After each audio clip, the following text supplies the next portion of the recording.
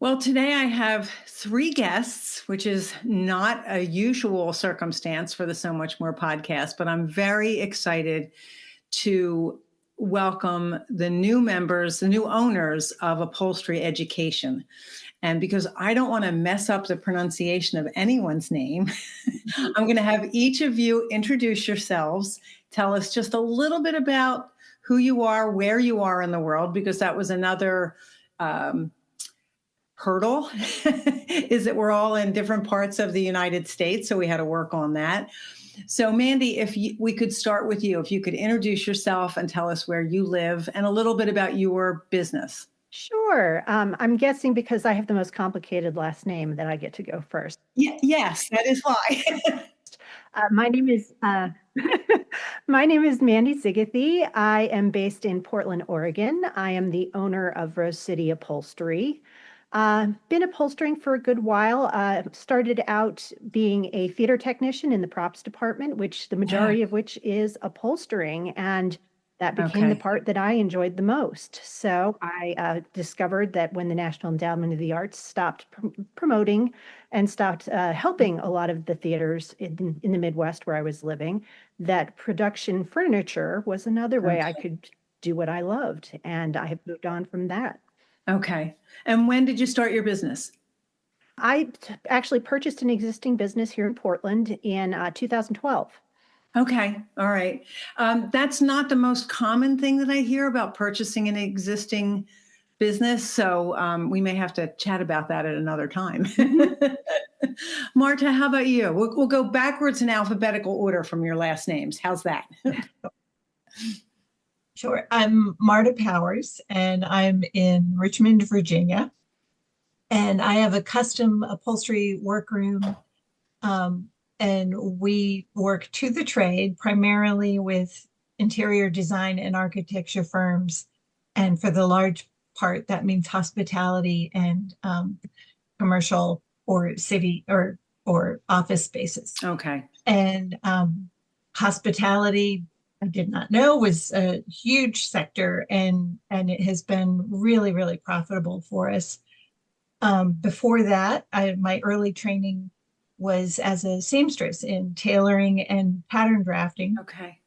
And from there, I started working in different interior design and architecture firms as a project manager. Okay. And that's where I kind of got my chops as a really great project manager. I think that's probably the biggest skill I bring into my business. And from there, I was able to launch, first doing slip covers and other soft goods, and then that has moved more and more into upholstery. Okay. So we've been doing upholstery work since about 2011. Okay. And two of my brothers get to work with me, and that's really fun. It's like we have our own little clubhouse. Oh, how nice. Yeah, it's really great. I love that. And Justin, how about you? If you could introduce yourself, please. Sure. I'm Justin Dazey. I'm up here in Seattle, Washington, and I own Castillo's Custom Upholstery, which is primarily a high-end residential, but we do a little bit of everything. I learned my upholstery from a third-generation upholstery family, but started out in antiques, and then got my degree in interior design and ran a design firm, managed a design firm, did that for 10 or 11 years, and now I'm probably 12 years into my upholstery journey and 2 years into owning my own upholstery business, which I purchased when my mentors retired. Okay. All right. So that's two of you who have purchased existing businesses. Okay. There's hope. There's hope that we can sell our businesses when we're ready. I love that. So let's talk about what upholstery education is and why the three of you are now the owners. I did interview Louise Cornick, who was the previous owner of Upholstery Education. But Marta, how about if you tell me a little bit about what Upholstery Education is? What is this business? Sure. Louise Cornick, as you know, started Upholstery Education through her British contacts. She herself is British, as many of your listeners might know. upholstery education, we try to focus primarily on the traditional methods and materials of upholstery rather than what most of us here in the US are able to get training on is modern upholstery techniques. And so we bring over tutors who have been trained and work as teachers in the UK and in France. And they, rather than have a class time or a program, we do intensive classes of 1 week periods that people come and get. I'm not the most articulate person to make. You're doing great. You're just doing great. Bit of a Justin question or Mandy question, but we have developed these really great relationships with our tutors, and they've agreed to continue to work with us now that we've bought the business from Louise. Okay. So in large part, we hope to keep her program going and then continue to extend it into different areas of soft furnishings as well and other interiors. Okay. So how did the three of you come to this decision to be the purchasers of this business? Justin, can you explain that? Because I'm fascinated by the fact that it's three of you. You're in different parts of the country. How did you three become the owners of this business? So we knew each other probably mostly from upholstery education, all being students. So these are the people we learn from. And so we'd met, we had made arrangements for getting down there, for housing, for shipping. Over the years, we've done several courses together, each of us. And so that's how we got to know each other. So when the word went out that Louise was interested in selling, I went to an upholstery education course with discussion with my wife saying, hey, inquire, see what she wants to do. That's a valuable resource. And I got to talking to Mandy while we were down there and fairly quickly discovered that Mandy and Marta had a casual conversation about the same subject. And this casual conversation rapidly progressed into maybe we could make this work. And with three of us, being that we all own our other upholstery businesses, it was a big thing to take on. And so three of us could probably make that work with the added advantage of being, it might seem like a disadvantage being as geographically dislocated as we are, but that allows us to serve a much broader range without all of us having on the ground experience in every city, because we don't have a home. We want to serve a pretty broad range of areas of the U.S. and we want to expand. So being diverse in location will help us with that. Okay. And I actually can see that, being that a lot of focus is here on the East Coast for a lot of education within our combined industries. So that really does make sense to be able to spread it out across the whole US. But then we've also got the added, so the three of you knew each other, you had taken courses together. But when you're starting to talk about let's open a business together, that's a whole different conversation. I'm curious, Mandy, what were some of the things that were going through your head? Like, I really like Marta and Justin, but will they be good business partners? And what skills do they have that I don't that will add to the success of this? Did any of that go through your mind? Oh, absolutely. And I can't honestly think of two other people that would fill in better than the two of them as far as the three of us having very diverse experiences and skill sets. I mean, Marta has been involved in the trade for years. Justin has this incredible design background. And I just like to get things done. I'm definitely a boots on the ground kind of gal. So I might not be as well able to work with the big picture, but these guys have amazing vision for the things that we can do. And I'm excited to figure out how we can make that all happen, because that's what's exciting to me. Okay. All right. I love that. Is there a specific mission for upholstery education? I know you said you wanted to continue Louise's work, but do you have a mission statement? Marta, is that something you guys have worked on yet? And if not, lots of people say no to that. So we have, and most importantly, we want to be able to focus on offering traditional upholstery methodology. The training for that is almost non-existent here in the United States. And we're very passionate about making that available and broadening the resource that people have available in the US to access that kind of training. Okay. I'm curious, Marta, especially because you mentioned you do a lot of hospitality, and that is repetitious work, as well as like what will be the most enduring fabric, what will be the foam that will last the longest. Those are certainly not places where you're going to be using traditional methods where it takes longer and you have to use different materials. So I'm curious about your mindset, and this is the focus of my business, which is wonderful because you're fixing a need and you're also employing people. So yay, that's awesome. But what about this part of the upholstery education is attractive to you that you wanted to be part of this?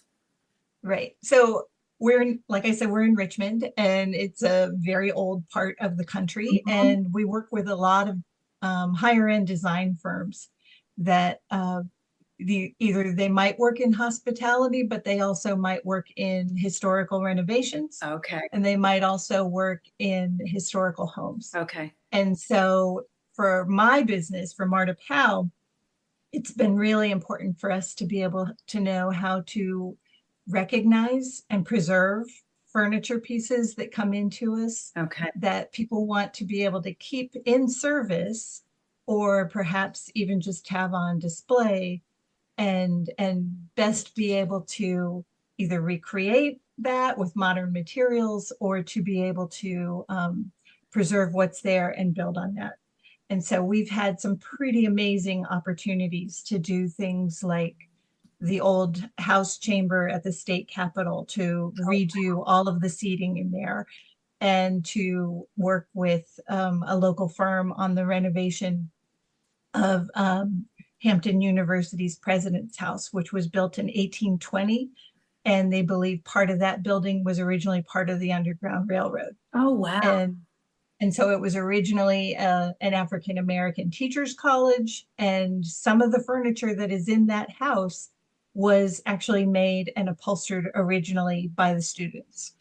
And so we had a really great opportunity to work with Leroy Graves, he recently retired, the lead upholstery conservator for Colonial Williamsburg. And so he took on a part of that parlor suite, and we took on the other pieces, and we were able to work with him to make sure that we were all following similar methodologies. Okay. So that's where we come in, is we still work through firms, but firms often have clients with things that the rest of us aren't going to be able to see very often. Right. I love that. I love that. So the opportunity came up for you to purchase Upholstery Education. And now the three of you are talking, and I'm always intrigued by what motivates people to start or buy a business. Had either of you started thinking prior to this, I should really be doing more education? I'd like to own an education business alongside my upholstery business. And Marta, you're nodding your head, so I'm going to pick on you first. The other two don't get too comfortable. Well, I love it. I feel like personally, I've taught at the Adult Education Center here in our local counties, and I don't teach in my own workroom. I think that that's a bigger liability than I'm willing to take on, both for myself and for my other clients' furnishings, to bring other people into it. But I've also been on the board of the National Upholstery Association, and I'm on the education committee. And I'm just very passionate about how can we get information out? How can we get hands-on training? Because most of us in today's world are either self-taught or have only had one person that was our mentor or taught us. So it's like we all know one way of doing things, and there's so many ways of accomplishing things and getting things done. I just feel really passionate about getting that word out. And also, since I work almost exclusively with interior designers, my personal burn is the more they know about how upholstery can get done, the better that makes them as designers. Agreed. The more they know about what we do and how we do it, it opens the doors for them, because they don't know what the limitations are. And I always tell them, if they can draw it, then we can make it happen for them. Right. But they need to know that they have that permission. Okay. And that we can help figure out whatever they need. We can figure out a way to make that done. So locally, I've done a lot of presentations at our local firms to let them know what we can bring to the table for them, not just for my own business, but for any upholsterer, any soft goods manufacturer. Right. If they have the right glossary, if they have the right language, so often when you're working with a designer, that's one of the problems, is people aren't speaking the same thing. Right. And I've heard so many people say they don't want to work with designers. They only want to work with individuals. Mm. And to that, I say, if you work on building a relationship with a personal client, you might get 2 sofas out of them in their lifetime. Right. But if you work with a designer, you're going to get a couple of months. Yeah. So, an endless supply. Right. So my focus is always with my designers, because I feel like they have access to more clients. And quite honestly, I get bored very easily. And so I love the huge variety of the different designers that I work with, and their very varied clients and what they're bringing to me. Okay. Marta, you said something that we say almost the exact opposite in the window treatment end of things. Just because you can draw it doesn't mean I can make the fabric do that. So we try to be careful about educating designers on our end too, because we want them to understand fabric is still fabric and you can't make it do certain things. But I and there's real limitations. Yes, exactly. And what I found is they just don't get that kind of education in their professional training or in their college coursework. They're just not getting that anymore. And we can really step in and help out with that. Okay. Whether that's through lunch and learn programs or one-on-one working with designers, there's always an opportunity to educate. And if there's a miscommunication in any way, then that to me is just another opportunity for education rather than dismissal and saying, I'm not going to work with this person again. It's like, right. Why would you do that? Right. That's not good for business. Agreed. And Justin, how about for you? Had you ever talked about or thought in your mind, I want to be doing more teaching, not just running my business? Because I know you've changed businesses. And one of the reasons for changing business was burnout and stress. And so, and so I'm really curious. So I massively value education. I mean, between the Professional Upholsterers Network I admin on and the loaning library that I send out to random do-it-yourself people from my back room here at the shop to mentoring individuals, I highly value education. But I'm going to say I highly value education because I want the kind of opportunities that will keep me growing and learning. And so what I want available is something that I can continue to learn now, 10 years from now, 20 years from now, whether I'm contributing to that in an teaching role or whether I'm making teachers that are at any point better than I am available to continue people learning at the highest levels, then I definitely want that to go. So yes, I love teaching. I have an apprentice now who is a wonderful young woman who's learning a great deal very quickly. But I want the world's best teachers available in the U.S. for people to really be able to get what we can't get elsewhere. And that includes me. I mean, I do traditional upholstery at a professional level for clients. And Mhm. there's always still something to learn. So I have a long list of things that I want not just to learn once, but to learn over and over and over to refine my technique as time goes on. And I can only do that if those resources are available. Right.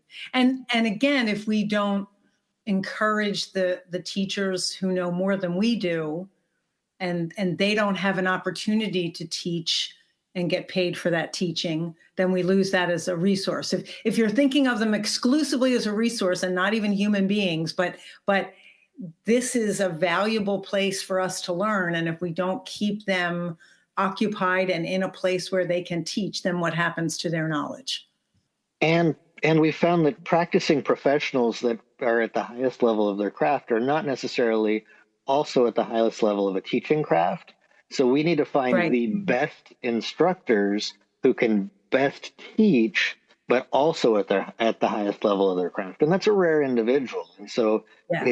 editing for the best instructional ability out there, that's a skill in itself. And so we could go out and find people who are brilliant at upholstery. We're looking for people who Right. are brilliant at upholstery and brilliant at giving that knowledge to other people at whatever level those other people come to them at. And that's a rare thing. And that's why we're going as Yeah. far as we are.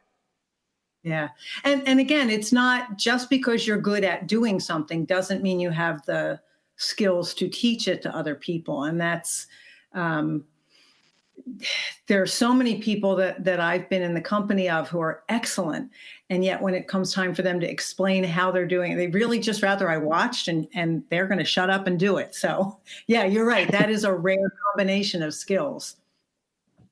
So Mandy, I'm curious for you, especially since you said you're a boots on the ground kind of person. Was educating other people ever part of your long-term plan? It's more that I am terrible at educating other people, but I appreciate learning things very much. Okay. Yeah, my first class with upholstery education was 2018 or 2019, and I didn't even know things like this existed at the time. So I signed up with really no expectations and a ton of enthusiasm, and Mhm. it was a revelation. It was one of the best times I had had, and I learned so much, and I have been able to take additional classes and develop the skills that I started learning that time. But also, I was just thrilled to be in the presence of so many other skilled United States upholstery owners and artisans. The the I guess community element of things, it can be very competitive in certain markets in the country, and Right. finding the ability to not only have the resource of an incredible instructor available to you, but also to be able to talk to other professionals who are also business owners in a way that is developing relationships instead of being kind of competitive. Right. It was Right. just amazing. It was like the best summer camp I've ever been to, and I want other people to have that experience as well. I mean, the instructors were amazing. We have been working with these folks for a long time, and their ability to explain to everybody, no matter what level they're starting at, was just amazing. So Yeah. it was very inspiring to me. And like I said, I think this is something that everyone should experience if they want to have that. Okay. So that brings up a question that's not on the list that I sent to you, but when you are putting together these classes, can people at different skill levels come? Or do you have like a suggested amount of experience for certain classes? How is that working, Marta? Um, well, we're trying to develop courses that are specific for beginners, Okay. which is something that we never had before with Louise. Mhm. Because in the past, it was always considered more of a professional development. Okay. And we're definitely going to continue that as well. It's helpful if somebody knows a little bit about upholstery work, but I do think that our beginner course that we're planning in San Diego in February 2026, that will be kind of a starting from the bottom up and coming all the way through a small project, starting with the frame and webbing and springing and building it up And at the end of it, everyone will be finished with a traditionally upholstered footstool. Okay. And so we are trying to develop more and more classes that are more true beginner courses. Mhm. But I think also the reality is there's very few people that are starting upholstery or trying to dip their toe into it that are going to jump in with the traditional methodologies before they start somewhere else. Okay. No, I was going to say most of the resources that any of us have available to us aren't even going to mention anything like that. Okay. So. And so that touches on something that I struggle with a little bit as the owner of the Curtains and Soft Furnishings Resource Library. I have a level of membership that's DIY, that's free. And that's how most of us in the window treatment business started. And many of us were doing this as a business and didn't even know we were workrooms. And we knew what we knew because of what we had taught ourselves until education started to become more readily available through women who started magazines and a school. And then Susan took over with her school, and we have online classes. So the amount of information is available. But I still, and I welcome people in as DIY members, because if they start doing it for themselves and realize, oh, I really can make this a business, then I want to encourage them. And that's wonderful. But there's also, and I know she'll never listen to this podcast, so I can say this. I had a customer call me the other day, and I do some light upholstery. I'm very clear about that. She started the conversation with, I thought about doing this myself, and I've already spent way more money on the dining room set. And I'm like, yeah, she's not my customer. And I knew that, and I knew where to send her and all of that. But there's this, we want to encourage people, but we also want to teach them to be professionals and to teach them to run a business. So are you touching on any part of that in your education? Are you focusing on running a business at all, or are you focusing solely on the skills? Justin, if you could answer that for me. I'm going to say we're focusing on the technical skills. And I'm going to say that we should probably clarify that our instructors will often take somebody who was maybe in fashion design or theater or have hand skills but not upholstery skills and get them through our course quite successfully. We have quite a number of people who are in clothing fashion, textile, sewing, handling, soft goods only. So there's a good variety of, if you have some basic hand skills, you may not be finishing a complex project, but you're learning all the way through and getting the skills. But we're skills focused at the moment.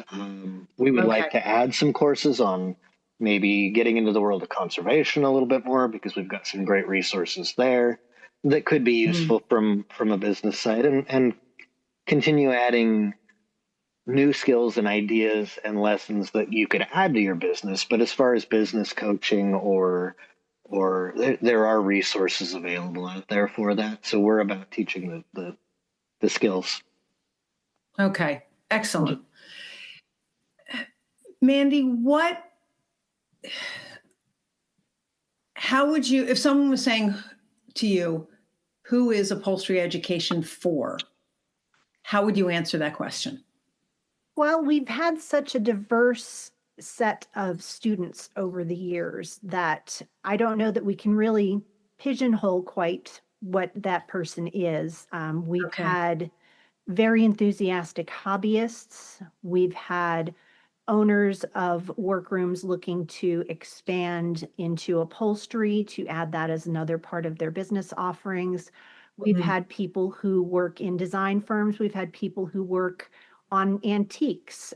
So I guess the common element is a love and appreciation of furniture, really, and maybe specifically historic shapes and materials. But I think the enthusiasm comes from the want to take these things and make them beautiful, and to learn the skills to create the shapes and the styles that have been in existence for hundreds of years. So I think we have a pretty broad appeal in that regard, which is kind of nice. We get to, it isn't like a, a professional development course where you know that everybody else is exactly the same as you. You can come in with a lot of different experiences and everyone will take away something interesting and different.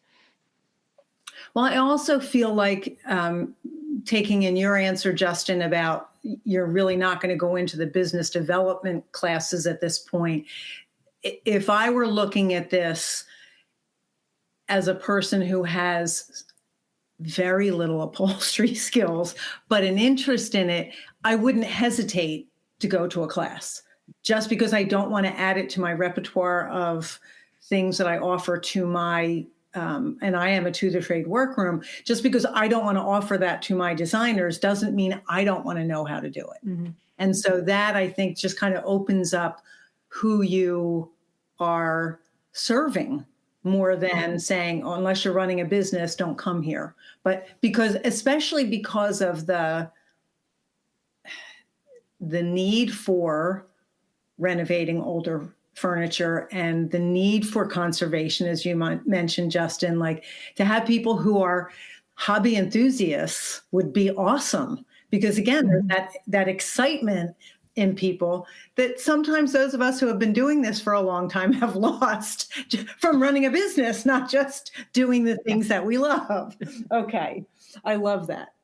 So I would love to know what your goals are for upholstery education, for the business itself. And I also would love to know, do you each have clearly defined roles right now, or are you filling in? Let me not put an answer in there. Marta, let's go to you. Do you all have clearly defined roles? No.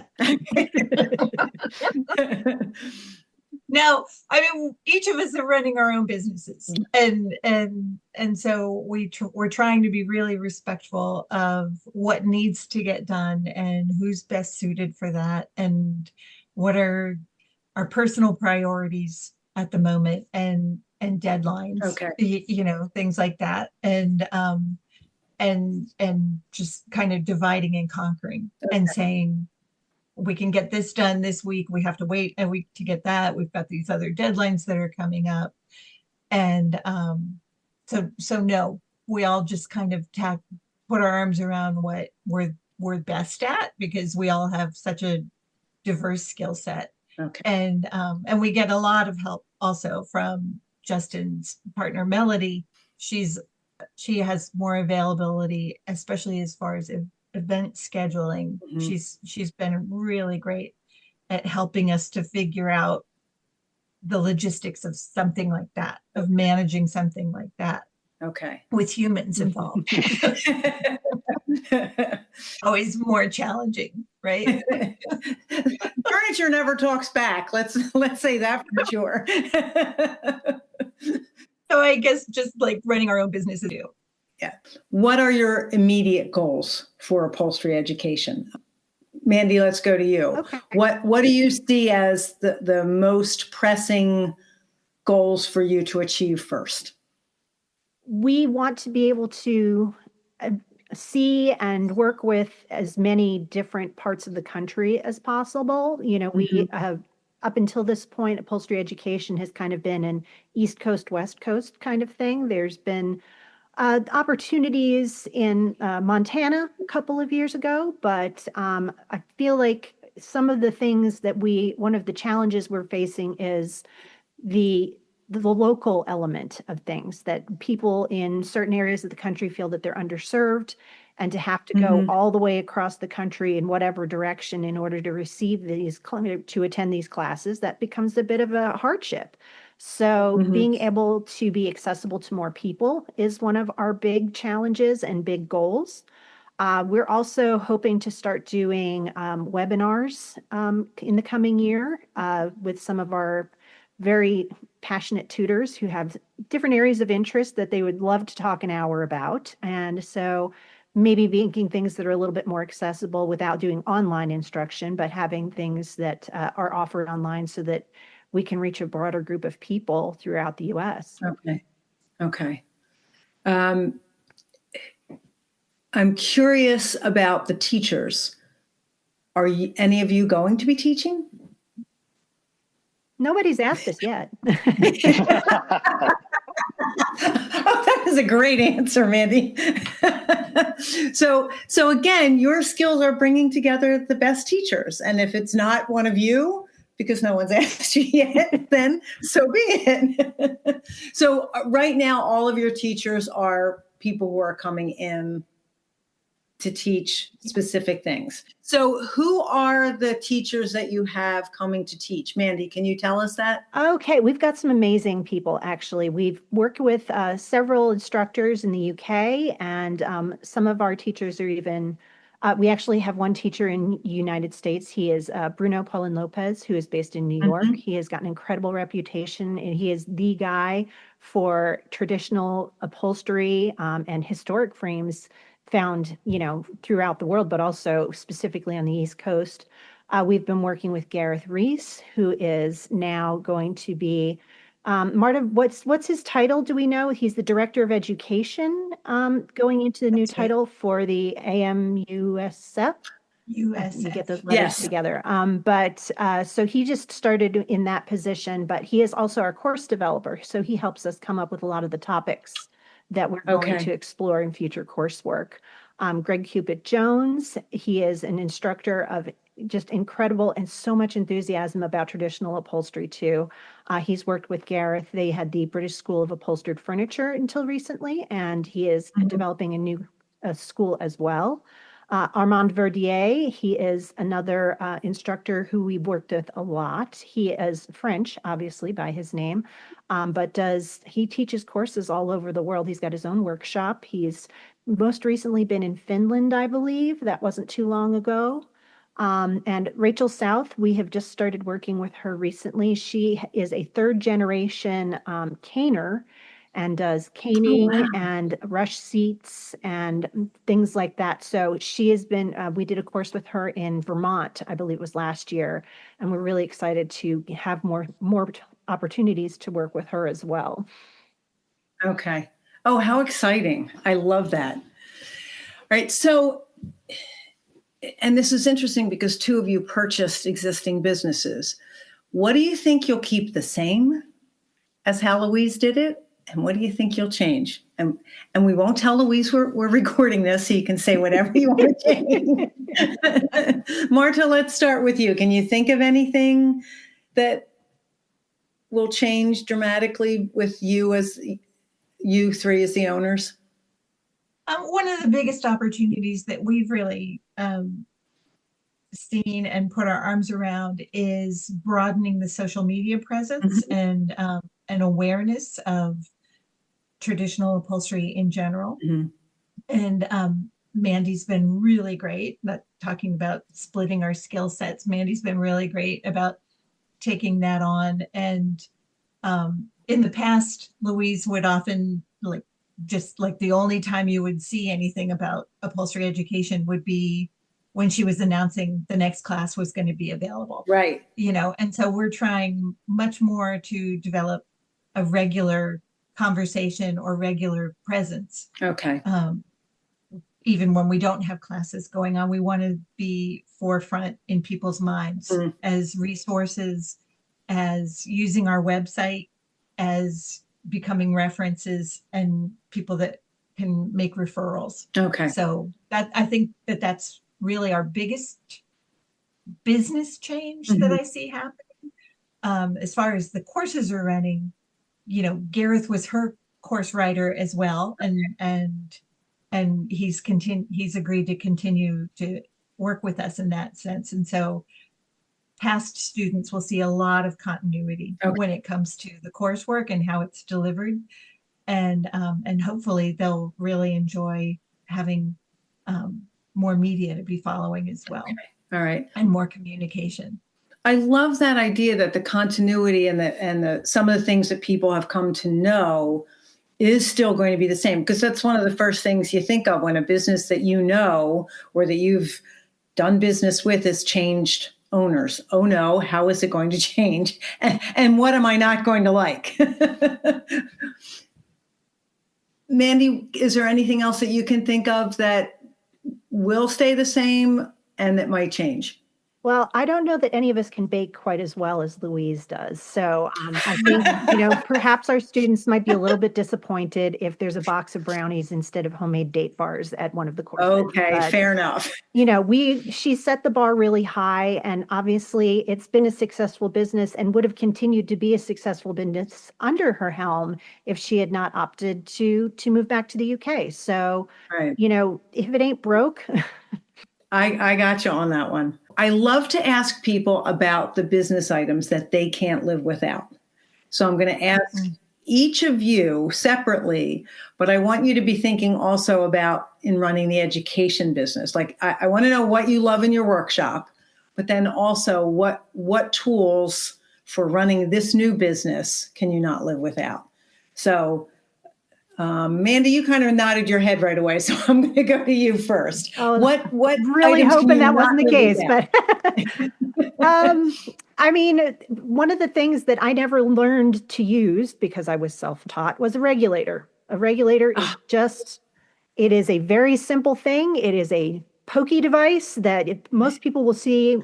If a person is not involved in upholstery, would not have any clue what that's for. And in fact, kind of looks a little bit like an ice pick. It looks like maybe a little bit of a weapon, but it is the multi-purpose tool that I never knew I needed as I was learning this trade. And once somebody put one in my hand and showed me how it worked, I could probably have 5 of them and just keep them in my pockets at all times because it is the most useful and multi-purpose tool of anything in my workshop. And coming back to traditional upholstery, that's what it was developed for. So, getting to use it for what it was made for, well, that took me to death. That was wonderful.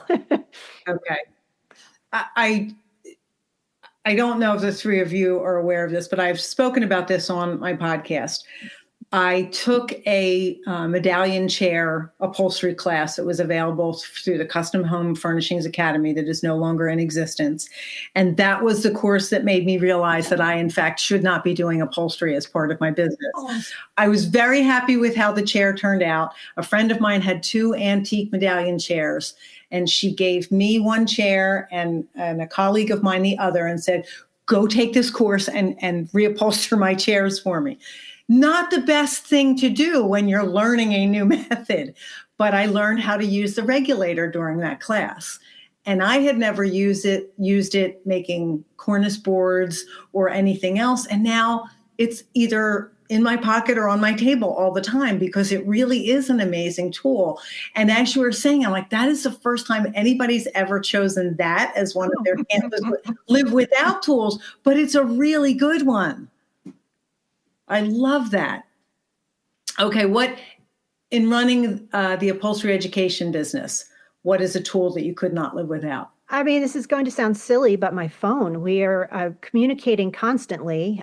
We are now becoming quite adept at WhatsApp because we've got instructors, obviously, in vastly different time zones, as are we. But, learning to do different, using different apps to create social media posts, using having the ability to communicate with each other at, the drop of a hat. I have never used my cell phone as much as I have in the last 6 to 8 months since we purchased the business. So yeah, it's, communication is so important. It's one of my big, kind of important things. So yeah, my phone, if it's not in my hand, it's right there, ready to go. So regulator in one hand and phone in the other. Yes. Okay. Justin, how about you? What is something that you can't live without in your workroom?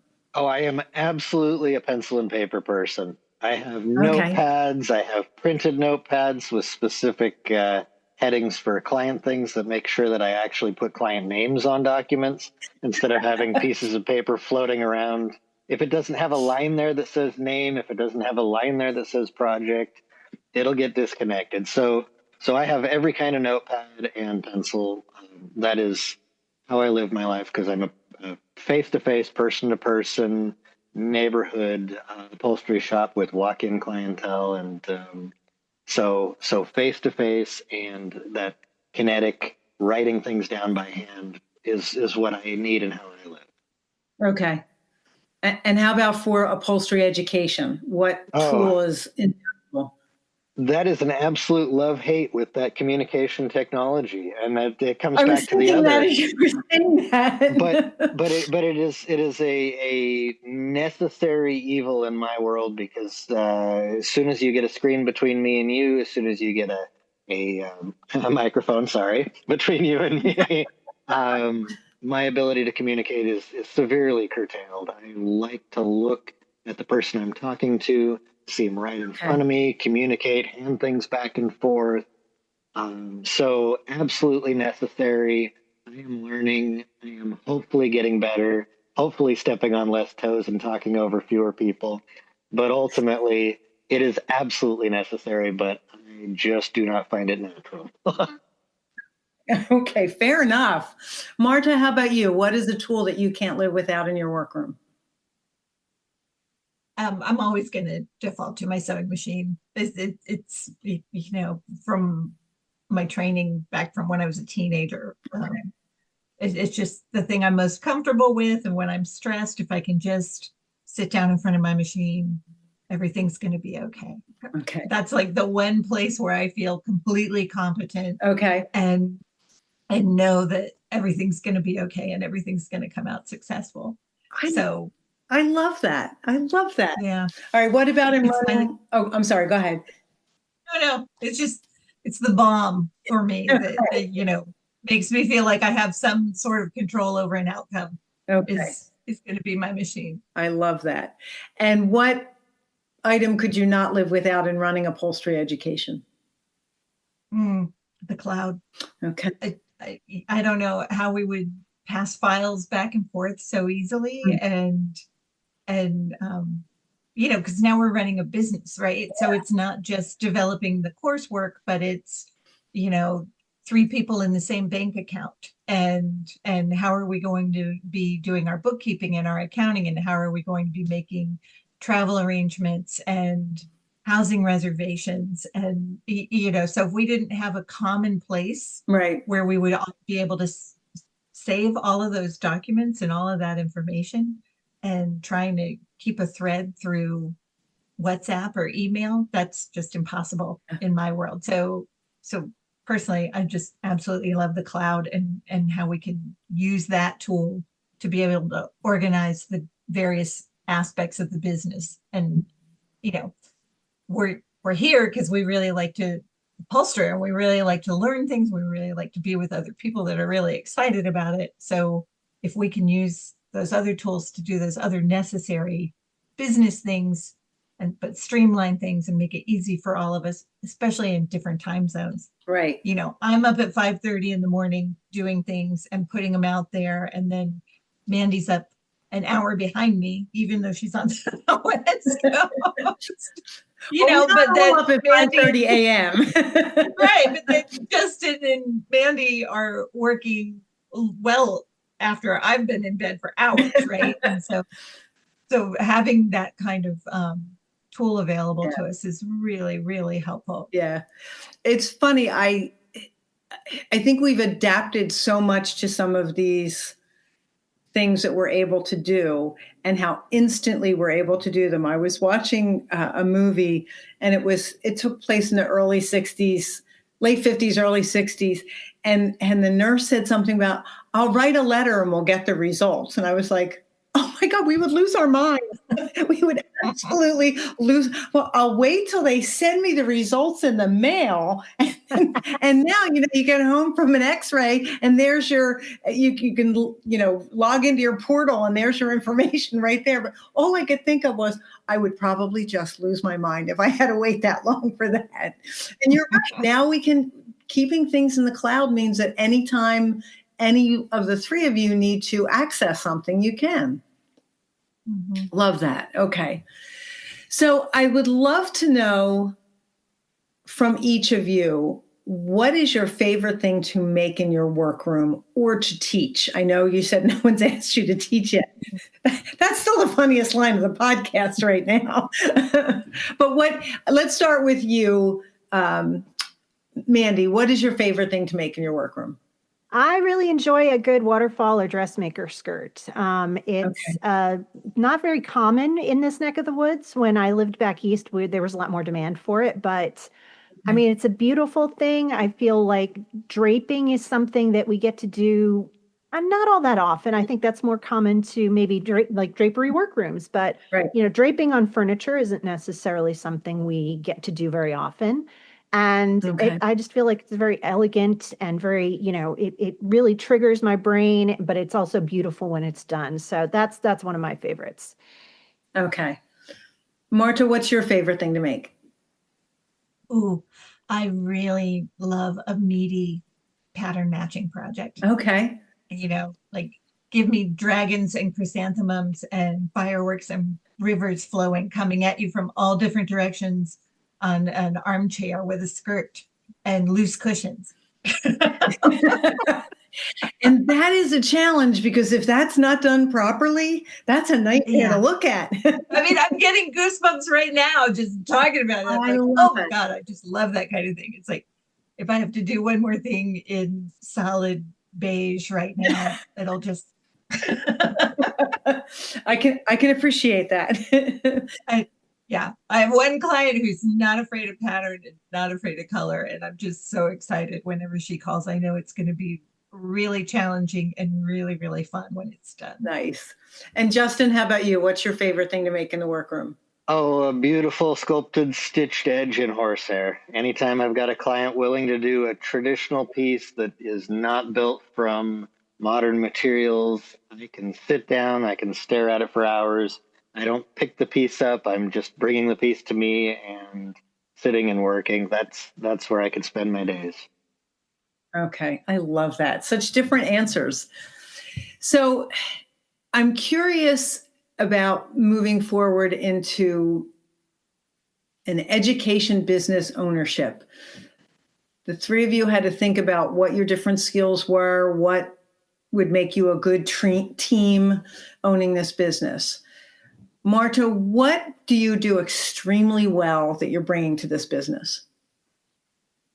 I think you should ask the other two what what they think. What am I bringing? I always, I'm not owning an education business means I don't have to be a great upholsterer, and I'm not. I just feel like it's a lifelong learning curve to get to the level of where our instructors are. Yeah. So what I'm bringing to it, I think, is a really great project management skills, and honestly, I think the personal skills are really great. It's like I feel really comfortable building the networks of all the different resources and sharing resources and making sure people are interconnected.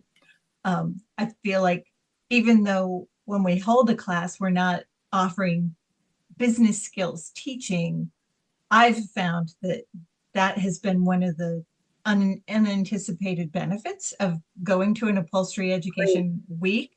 Is nowhere else are you going to spend a week, like Mandy said, at summer camp with other people that are running their businesses. And it's really great to be able to have those open, honest, intense conversations about how do you do this? We all have the forums that we're all part of, but to be able to be in the same room or have lunch with somebody and people are, talking about how they handle their books or their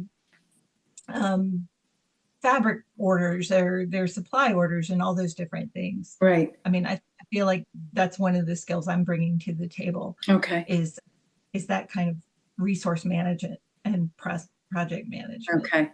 And interestingly enough, we talked about being at the Custom Workroom Conference just a few weeks ago, where I did get to meet all three of you in person with no screens or microphones in between us.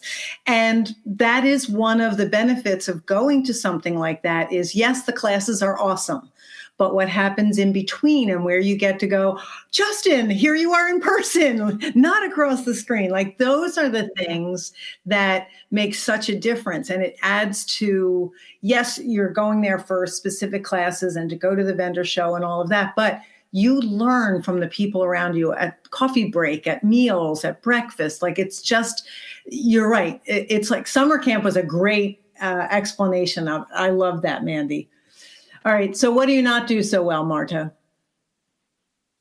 Oh, gosh, you name it. One thing, only one thing. I don't want a list. I worry too much. I get really anxious. And so that often the way I react to things like that will be a deer in the headlights. And so I really have to manage my time better, I think. I mean, we all do that, but I think balancing between what we need to do for upholstery education and what I need to do for my own business. And then, God forbid, whatever I need to do for myself or my home, Right. you know. Oh, yeah, that too. Got it. So I guess, not that it's a prioritization problem, but it's like whatever's on fire tends to grab my attention most importantly. Yeah. And I feel like that is often to the detriment of other obligations that I have. And then I just get worried. Yeah. That doesn't help. Well, I found a meme recently that said all of the things that I have worried about have never happened. So see, worrying works. That's my story and I'm sticking with it. Well, that's why my life is so great. Nothing ever happens. Because I worry so much. Mandy, what do you do extremely well? I would like to think that communication is one of my strong suits. I mean, this kind of became something that came out of my own business, that ask the question, start the conversation, make sure that people are talking about what we need to be talking about, but also make sure that everybody is feeling heard and understood. I feel like that's particularly important with the three of us being in different locations. And so, but, and also the 3 different locations, the 3 of us, and then you add the instructors, and then there's 6 different locations. And then, so trying to keep the conversation going and keep things in motion. That's kind of what I feel I bring to the table. Okay. What do you not do so well? The other side of that coin is I'm very impatient. So if, I'm sitting here in the back of my head going, should we be talking about the workbooks yet? Can we talk about that now? Is it time? Is it not time? I should wait. But maybe I'll ask that tomorrow. Yeah, I'll ask that tomorrow. So once again, worrying. A little bit, yeah. Okay, great. Thank you. Justin, what do you do extremely well? I'd say adapting in the really continuously changing or dynamic environment. Where are we right at this second, and what's the very next step that needs to be taken? And even if that changes every 5 minutes, that's something that I've always been juggling 5 projects, have a bunch of things going. Where are we this second? And then what's the next step? That is a great skill. I would love to be in possession of that skill myself. I love that. What do you not do so well? Oh, it might almost be the opposite of that. The same thing, the same way twice. Because I'm always inventing what the next step is and always looking at the exact moment and all the variables, I don't often develop or follow a well-worn path to do something in a system the same way twice. It's inventing as we go along, probably more often on things that don't need to be reinvented every time. Gotcha. It makes me think about the SWOT analysis: strengths, weaknesses, opportunities, and threats. And sometimes our strengths are also our weaknesses. And as you said, Justin, being able to turn on a dime and do what you need to do is awesome. But if you are repeating things over and over again, and I've said myself, I sometimes struggle to get systems and processes in place. And I will do things repeatedly different ways and go, there is really one good way to do this particular thing. We discussed early on, there's always more than one way to do things in upholstery and in the window treatment end of things.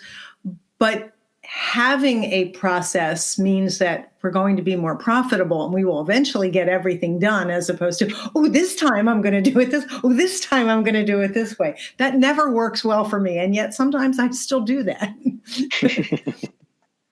So I'm curious about what traits you think are important for an entrepreneur and specifically to upholsterers. You guys are seeing people from all over the world, literally, but you're seeing people all over the country who are coming to learn more about upholstery. And whether it's because they are enthusiastic hobbyists or because they're running a business, I'm curious if you see anything in the groups of people that's consistent with where you would say, oh, they're not running a business yet, but they should be because they're really good at blank. So, Mandy, have you seen anything like that? Is there a trait in particular that you think someone needs to have to be in this industry? Curiosity. I mean, we have kind of a very broad purview of what we do. You can specialize or you can broaden almost infinitely within the realm of furniture. You can add a custom workroom, you can do soft goods, you can do commercial, you can do residential, you can head in whatever direction you want to. So, a person coming in with a very rigid purview is going to get less out of the industry and less out of the experience than someone who's maybe a little bit more open. Okay. Justin, how about you? Is there a particular trait that you see in most of the upholsterers you know? So I'd like to say I want to be mildly cautious in saying that we should have people turn their passions into a business, because we have quite a number of people who are accountants looking to balance their life through an obsession. So I'm going to say obsession. Passion, whether that's about one little element of historiosity or one type of furniture or their own piece or an era. Maybe they're like, 1860s Victorian, whatever. That's that degree of passion or obsession. But I think it's particularly important because we do that a lot now to avoid really encouraging people to follow that passion and automatically think converting it to a business is the best choice in their life. I agree with that, because very often when you start a business because it's something you love, you find yourself so caught up in running the business that you no longer get to do that thing that you love. So what a great opportunity for people to really have a passion like that and be able to do that. I like that. Marta, how about you? What trait do you see as being necessary for an upholsterer? I say resilience and flexibility, that until you take the cover off of something, you have no idea what you're going to be faced with. Agreed. And that goes a lot with Mandy's curiosity. It's like you just have to be ready to say, okay, well, here's how we're going to handle this. That was unexpected. Right. Didn't expect to have to rebuild that frame or be, what are we going to do when we're coming up short on fabric? And it's just, to not panic and just to say, okay, we're going to pivot and we're going to work on this right now, because you just have to be flexible when you're dealing with something that you don't have complete control over how you're going to get there. It's kind of like you're running a race and you know what the finish line looks like, but you have no idea how you're going to get there. Right. Everybody just has to get to the finish line, but there's a million different ways to get there, and you have to be really ready to just kind of be resilient and flexible and say, these are the tools we're going to use today. I just had a conversation with someone about, she was saying something about the price of upholstery. I said, you don't understand the difference between someone coming to me and saying, I would like a pair of, 108-inch long drapes, and I want this and this. I said, upholsterers start removing fabric and find that they have no idea what's going to be underneath there. There has to be an open-ended possibility because they can't know what they're going to see. Someone posted on the pun group recently, I think there was clothing under a layer of fabric. So some thrifty person had just shoved some old clothing in there to add to the padding. And while I wouldn't recommend that as a professional method, it certainly got the job done for however many decades ago it was done. But you don't know what you're going to find until you'll never know. Yeah, exactly. But I think resiliency is even more important for an upholsterer than it is for someone who makes window treatments. And humor. And Yes. I know there are a couple people who have collections of the strangest things they found inside of the furniture. Sometimes I'm sure we don't want to know. And we all have those things in jars. Yeah. Your own special museum. So, how long have you been the owners of Upholstery Education? Since June. Yeah. Since June. Okay. All right. Yeah. So, I hope it's not too soon to ask this question. Where do you see yourself in 5 years? Where do you see this business? Who wants to take that one? I won't pick on any of you. Who wants to take that question? Well, first, we'll still be in business. Great. Go ahead. We're going to start with the basics. We're still going to be doing what we have not yet done yet. Okay. Justin, how about you? You raised your hand. Sure. So I think the maybe touching back on what we said before, and that is offering a much broader range of locations. So where do we see ourselves? I'll take that locationally for just a minute and say all over the U.S. I say maybe we've talked about a target of 4 or 5 week-long courses all over the U.S. in a given year rather than 1 to 2. We've talked about a number of online targeted, 1-hour webinars or lectures or lecture series that are available. We've talked about maybe some membership or membership benefit perks. That's just kind of a random idea out there. Mm-hmm. Things that we can offer. So basically, accessible. That's where we see ourselves being. Accessible any day, any time, any place that we can serve a much, much broader range of people, and hopefully serving a larger audience that we've educated who are now doing basic traditional upholstery and need more. So demanding more of us, because right now we're introducing an idea to a large number of people. Once that idea is out there, then they're going to be demanding better, more, and they're going to be demanding growth of us. And that's what we want. We want them pushing us into offering that one specialized thing that nobody really knows they need now. Okay. Right. Love that. Mandy, is there anything that you would want to add to that? We had talked, and this is one of those pie in the sky things. We would love to be able to expose our students to classes elsewhere other than the United States, like a tour of the Louvre of Versailles Palace with, some of the conservators, talking to people who do what we do, but at the next highest level, to be able to maybe be a fly on the wall in their workshop for 20 minutes or something like that, to be able to create new connections and new relationships outside of the United States that U.S. upholsterers and students could benefit from. That sounds amazing and really like an exciting opportunity. I can't wait to watch what the three of you do in the next couple of years. It's going to be very exciting. Is there anything else you want listeners to know about upholstery education? Is there anything we didn't cover today that you'd like them to know? I'd like to say that we do have a few spots in our, just a few spots in our February course, and take a look. It's really very exciting. I'm looking forward to it, and that's in San Diego.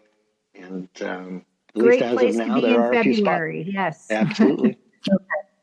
Well, I'll be putting links to the Upholstery Education website and your social media accounts in the show notes for the podcast, as well as links to each of your individual businesses. But I'll specifically find a link for that class and make sure that that's in the show notes so people can find it. Thank you. So have thoroughly enjoyed talking to the three of you, but I would love, and I could talk to you longer, but we're all in different time zones. Somebody's going to have to go to bed soon. So let's end this with asking each of the three of you to give one piece of advice to someone who is considering learning more about upholstery and the upholstery business. And what advice would you give to someone who's coming into this? Let's see, Mandy, can we start with you? Let's see. I think a person coming into the business, that's a tough one, Seal. That's very hard because you kind of mentioned earlier that one of the things about being a business owner is that oftentimes you start the business doing the thing that you love, and the business becomes your job, and the thing you love gets to be the secondary and sometimes the tertiary element of being a business owner. So, finding a way, I think I would advise people to find a way to keep in touch with the thing that they love the most about their business and don't let go. Just make time for that and do it as much as you can. Okay. I think that's great advice because, Mandy, I often ask the question when I'm interviewing people, especially people who make window treatments, do you ever sew for yourself? Do you ever make anything for yourself? Because sewing and creating is what brought most of us to this in the first place. And there, especially now that I'm not in my workroom as much, sometimes a week or two will go by and I don't touch a sewing machine. And those are not good weeks for the people around me. Got to touch the stuff. Yes. Yeah. So, Marta, how about you? What advice would you have for someone? It's not very sexy, but it is me all over. But have a business plan. Like how are you going to make sure that you have a profit? Okay. Help me, Michelle from Scarlet Thread. Michelle Williams. I used her as my business coach for a couple of years, and something that she said really stuck with me, and that was, you don't start a business so that you can pay to put nice things in other people's houses. Yes. Yes.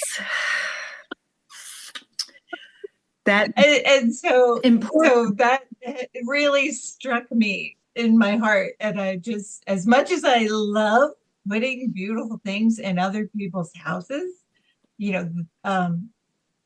that's kind of where I have to draw the line. And so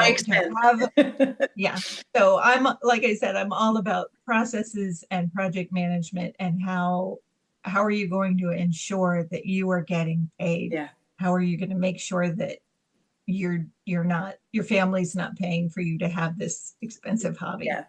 It's a business now, and you have to kind of be ready to switch that. Yeah.